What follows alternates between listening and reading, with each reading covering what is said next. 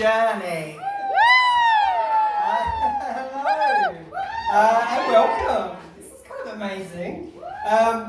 So, I know you're all probably here for some flawless face and some custom couture and kicks and flips and dips, and all I want to say is over the next 5 minutes you need to contain your disappointment. My name is Maxx, gentlemen, and my personal pronouns are Canadian or New Zealand. I was assigned Australian at birth, but I've been transitioning ever since, and it's a journey for me. Moved to the motherland about 15 years ago, and when I say motherland I mean London. I'm sorry Birmingham, I know, but you know, Birmingham's more like an angry drunk auntie land rather than motherland. And if you need any further proof, then you just need to see our town planning. Now, an angry drunk planned our town. I do love Birmingham. So I moved to the UK 15 years ago. That is way too loud, isn't it? I'm going to stop shouting it in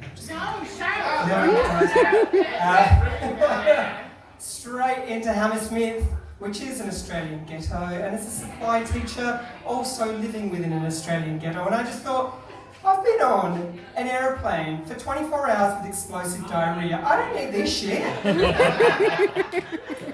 So I did what any self-respected queer would do, and I put on an accent. The next few weeks, all the Australians would come up to me and they'd be like, oh yeah, such a full-on city, isn't it? Yeah, so full-on here. And I'd be like, I have absolutely no idea what you're talking about.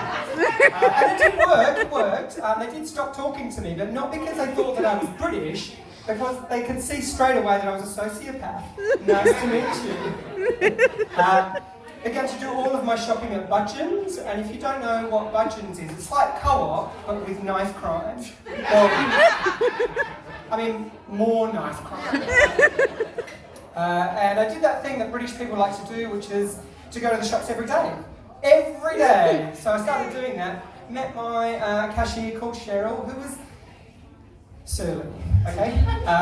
And took my two really overpriced things to the counter, and I was like, hi, Cheryl, I'll have this box of pins and a massive box of Trojan condoms, thank you very much. And she'd scan them through and she'd be like, and I'd be like, how you doing? She'd be like, alright. Okay, lingo.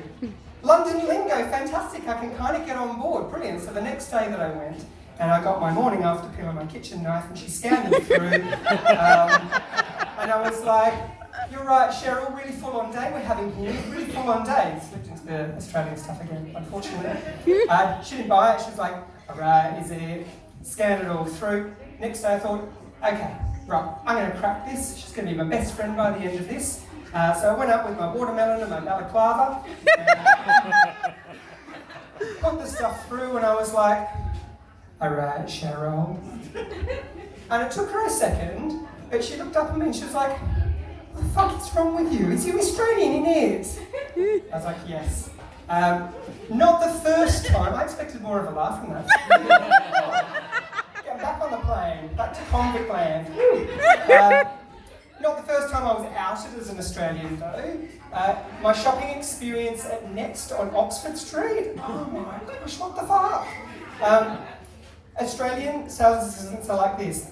Oh my gosh, it's so nice to see you. Wonderful day, isn't it? I love your eyes. I love the inside of your mouth. Can I take your bra off? Can I unzip you? No, okay, cool. I'm just going to stand back here, a little awkwardly, slightly rocking, stare you in the eyes until you're ready to look at me.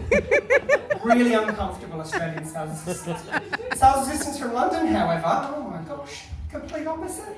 So I came out of the changing rooms, and for this I am going to need someone to help me out here. Anyone who wants to stand up and be a prop for 2 seconds? I promise I won't touch you. Yes, come on up, come on up. I'm not going to touch you because it's not that kind of show yet. And so I came out of the change rooms with all my stuff that didn't fit, and I looked for 35 minutes to find a sales assistant. I finally found them. For this bit, you're going to need to cross your arms, look mega pissed off, and do not budge regardless, okay? So I found someone and I went, I'm so sorry, this stuff didn't fit, can you? And then it became really clear that they were not going to grab the stuff from my hands, so we sort of let it kind of fall, and they backed up really slowly, and they turned to their colleague and said, Is that another fucking Australian? That's 10 today. Thank you. Thank you, IB Maxx gentlemen. Have a lovely night. If you'd like to be honest, I'm going to come to your house for bookings. Or, if you didn't like me, please don't try to revoke my visa. It's fucking hard to get.